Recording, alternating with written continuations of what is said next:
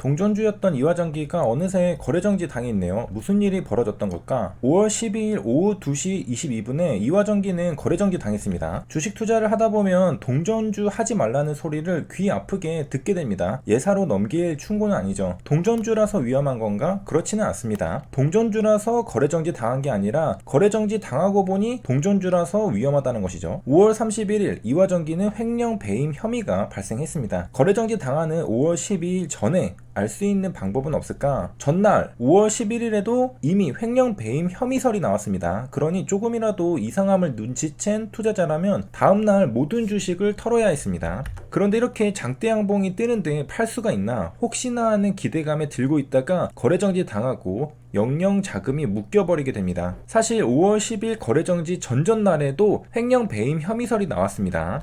이 정도면 코스닥 시장본부 입장에선 알려줄 만큼 알려줬다고 볼 수 있습니다. 횡령 배임이란 단어를 공시해서 봤다면 미련을 가지지 말고 전부 털고 탈출해야 합니다. 횡령 배임이라 얼마나 해먹었길래 조선비지에 따르면 이화그룹주의 오너가 수백억 원대를 해먹었다는 의혹이 있다고 합니다. 김영준 이화그룹 회장은 구속 기소됐습니다. 사실 이화전기뿐만 아니라 이트론, EID도 거래정지 당했습니다. 이렇듯 갑자기 어느 날 거래정지 당하는 경우가 있기 때문에 주식 투자는 지뢰 피하기 게임입니다. 또 상장사 오너라면 조심하고 또 조심해야 합니다. 이게 횡령인가? 횡령일 수 있습니다. 이게 배임인가? 배임일 수 있습니다. 이게 문제가 되는가? 문제가 될 수 있습니다. 에코프로 이동채 회장은 11억 원 시세 차익 혐의로 재판을 받았습니다. 재산이 조 단위 회장이 고작 11억 원 때문에 법정 구속됐습니다. 원심에서는 집행유예였는데 2심에서 징역 2년으로 실형이 나왔습니다. 미공개 정보 이용 혐의입니다. 상장사 오너는 의사결정에 신중해야 합니다. 만약에 상장사 오너가 우리 회사에 호재가 있네, 주식을 사볼까? 라는 생각을 가지고 행동에 옮기면 나중에 내부정보 주식거래로 조사를 받게 됩니다. 별거 아닌 것 같지만 이동채 회장은 징역 2년이 나왔습니다. 에코프로는 금융위원회 특별사법경찰과 검찰이 힘을 합쳐 공조수사를 했습니다.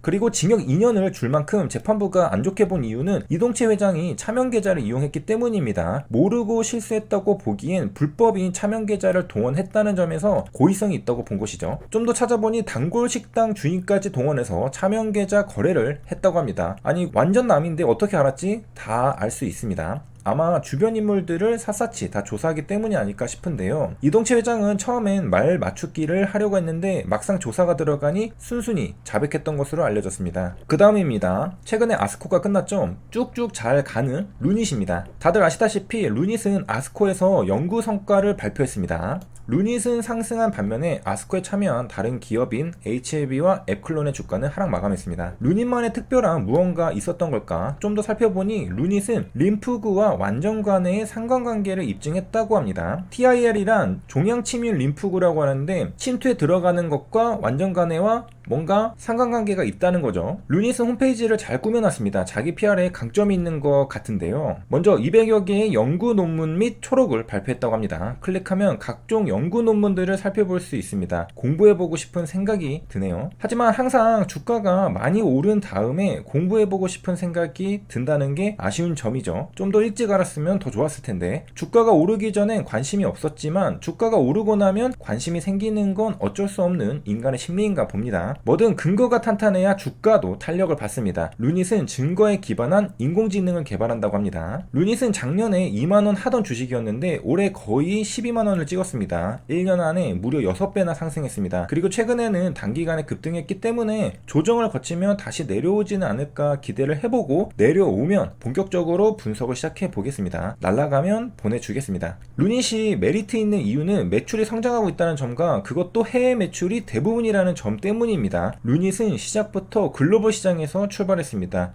글로벌 시장은 한번 잘 되면 폭풍 잘 됩니다. 이렇게 해서 루닛도 살펴봤고요. 현대는 바야흐로 자기 PR 시대입니다. 자기 PR이란 나를 알리는 행위입니다. 자기소개서를 작성하고 기업의 면접을 보러 가는 취업준비생이든 기업 그 자체든 많은 개인과 조직들이 자기 PR을 하면서 장점은 적극 알리고 단점은 다른 장점으로 보완하면서 좋은 점을 부각시켜 나갑니다. 그렇게 이미지를 쌓는 거죠. 당연히 상장사도 자기 PR을 합니다. 기업이 잘하고 있는 일들을 투자자들에게 홍보 홍보하는 일이죠. 기업 홍보가 잘 되면 주가도 오르고 투자도 받게 됩니다. 이렇게 홍보하고 투자를 받는 과정을 주식 장사라는 키워드로 바라보면 전혀 색다른 시각과 관점을 가질 수 있습니다. 상장사는 현실 세계에서 고객을 대상으로 사업을 하기도 하지만 주식 시장에서 투자자를 대상으로 자금을 조달하기도 합니다. 핵심은 둘 다 돈을 버는 방법이라는 것입니다. 사업을 해서 돈을 벌 수도 있고 투자를 받아서 돈을 벌 수도 있습니다. 그러니 상장사는 사업과 자금 조달 둘 중에 하나만 잘해도 지속적으로 살아남을 수 있습니다. 기업의 성격과 강점에 따라 본업에 좀 더 치중하는 기업이 있고 주식 장사에 좀 더 치중하는 기업도 있습니다. 주식 장사가 어감이 안 좋지만 색다른 시각을 이해하기엔 이보다 더 좋은 단어가 없죠. 그래서 한번 소개해 드려 봤습니다. 그리고 주식 투자자 입장에서도 주식 장사라는 시각에서 종목을 바라보면 새로운 관점을 얻을 수 있습니다. 투자는 이게 좋아 보이는데 라는 생각으로 이어지지만 장사는 이게 잘 팔리겠는데 라는 생각으로 이어집니다. 주식을 싸게 떼다가 비싸게 파는 게 성공하는 투자입니다. 내가 팔 때는 누군가 더 비싼 가격에 사줘야 된다는 말입니다. 투자자도 스스로를 투자자라고만 생각할 게 아니라 주식 장사꾼이라고 생각하면 새로운 시각이 열립니다. 이렇게 해서 이번 시간에도 긴 영상 시청해 주셔서 감사합니다. 현재 유안타증권과 빅토리 주식TV는 스타벅스 이벤트를 하고 있습니다. 유안타증권 MTS에서 뱅킹 업무의 제휴 컨텐츠에 빅토리 주식TV를 신청하고 100만원 잔고를 6월 30일까지 유지하시면 스타벅스 쿠폰을 드립니다. 그리고 메인 서비스인 종목 추천을 무료로 받아보실 수 있으십니다. 여기까지 시청해 주셔서 감사합니다.